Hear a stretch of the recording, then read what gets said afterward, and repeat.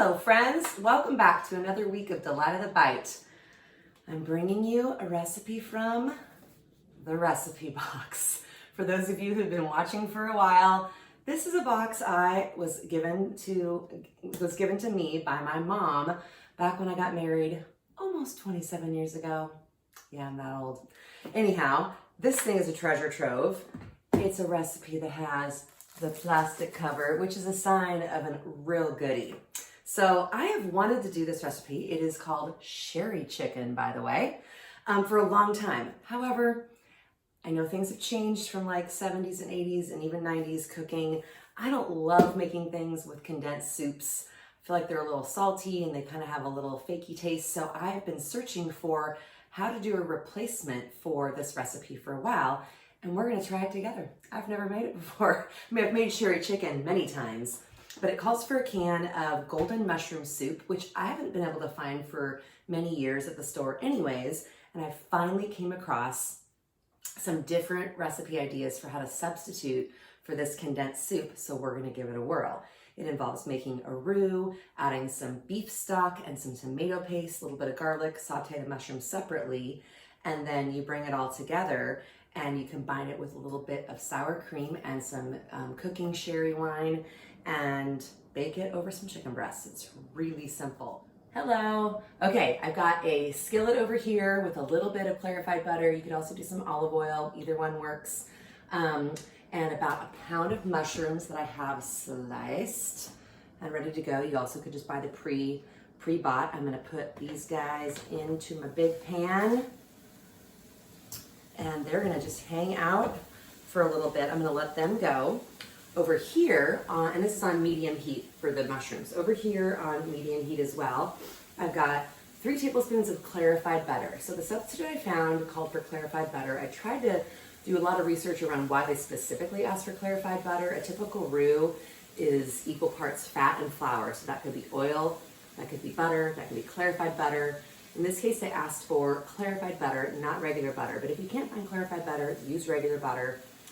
One thing that I saw, they said, well, clarified butter can have a little bit more butter forward flavor, which I think is partly true. So anyways, letting this butter come up to a pretty high, like not high, but a warmer temperature.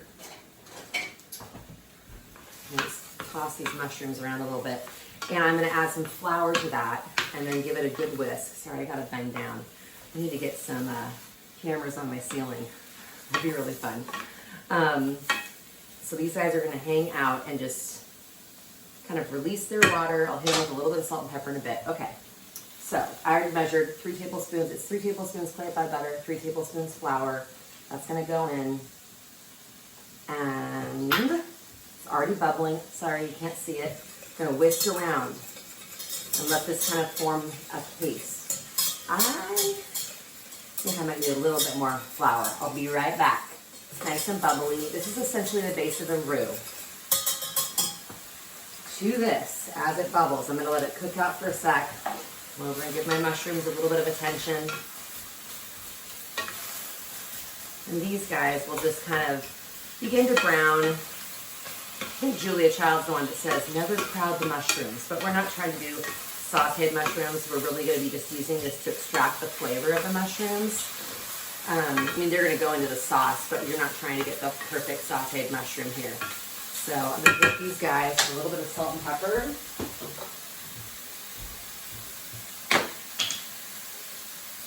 I think it's important to always season as you go with this kind of stuff.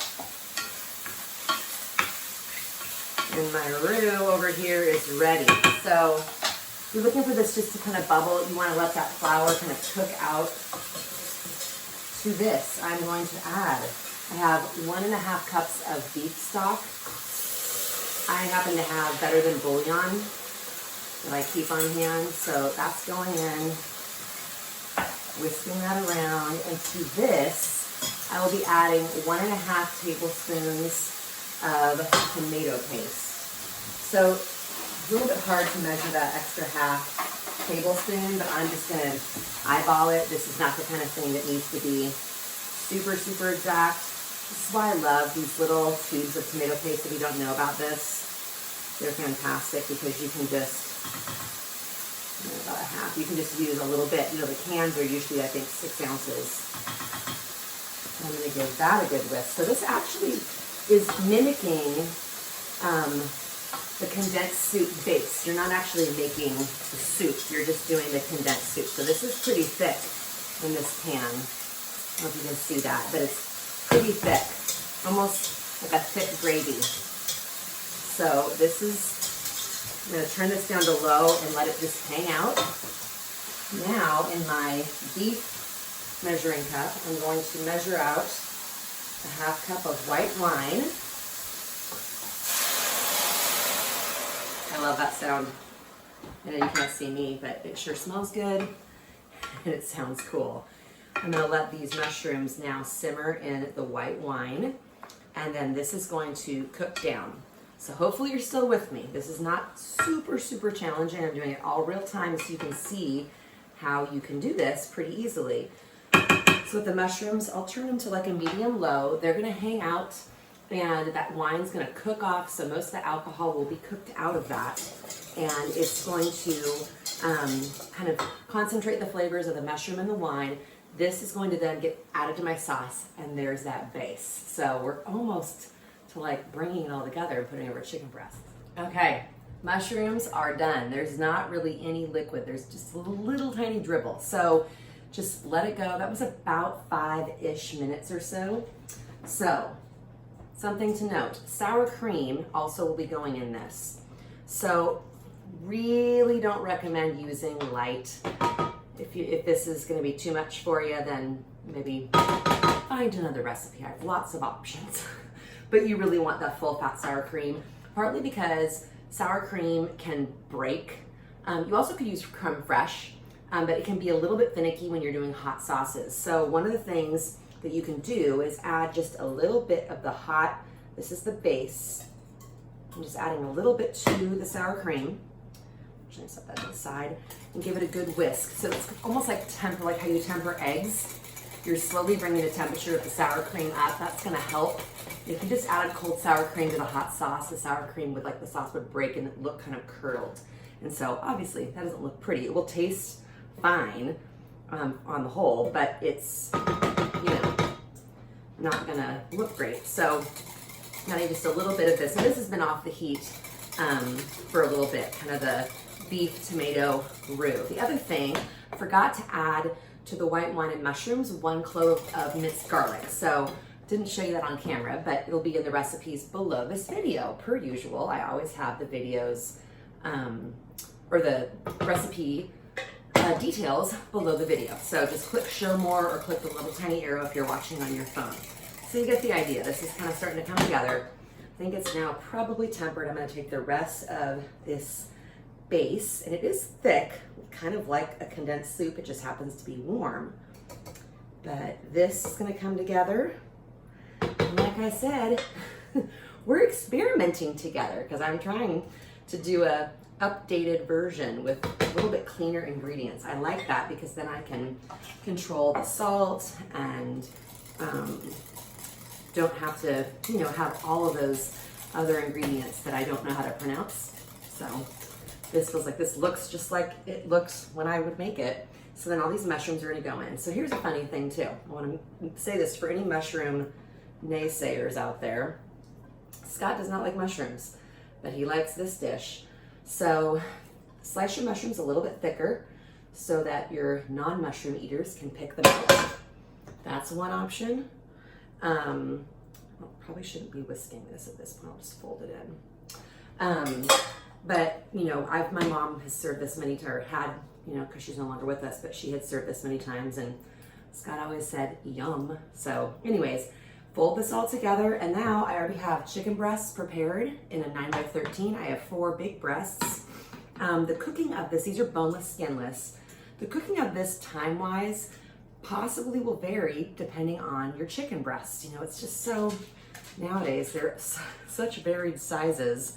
And all this will go over it.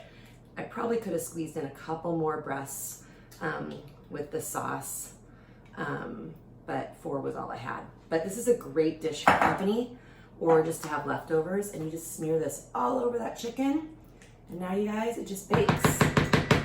Oven is preheated, perfect timing. So this will go in 350 degrees for, I'm gonna do about 25 minutes and check my chicken. These seem to be a little bit bigger breasts, and we'll go from there. All right, I'll see you in a little bit. I'm the dingiest ding dong there ever did live. You guys can feel good about your cooking skills, because hello, it's called sherry chicken. I forgot the sherry. So I'm gonna pour the sherry wine over the sauce, and then I'm going to, off camera, slowly massage this around, and then I'll throw it in the oven. So when you smart people, smarter than me, are at home and you're mixing up all your things, add that half cup of cooking sherry to this mixture, then put it over your chicken. Okay, see you in a little bit. Oh my goodness, y'all. It smells incredible. My cute camera guy just came downstairs and he goes, "When are we eating? It smells so good in here." And I was like, I know, it's incredible.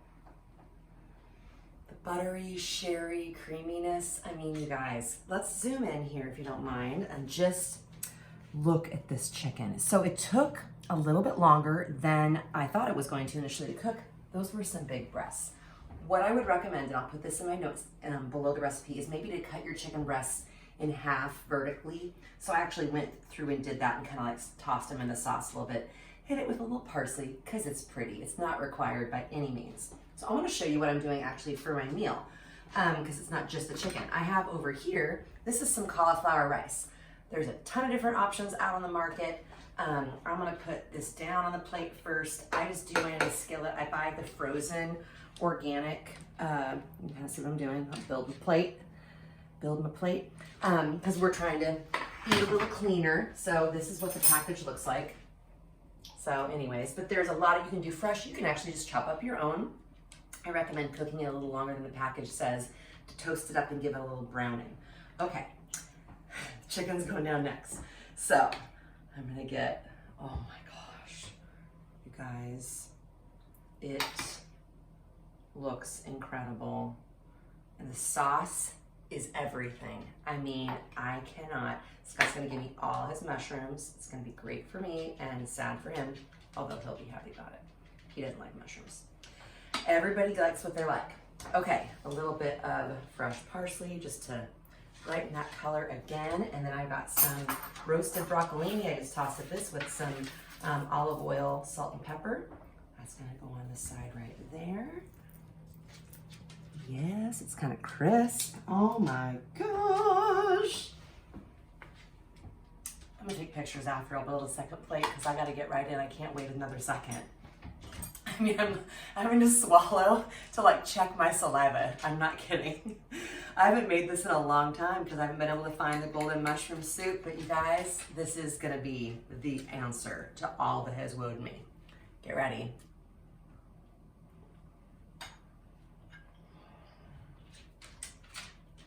Oh my gosh. It is my childhood. It is all the fancy dinners my mom would make, and I'd be so excited when we'd have fancy dinner. I'm gonna go back in for just one more little. Just pour that sauce in a cup and I'll drink it. I'm not kidding. You guys, I'm so pumped about this one. I figured it out. I'm so excited. Okay, let me tell you what I'm liking.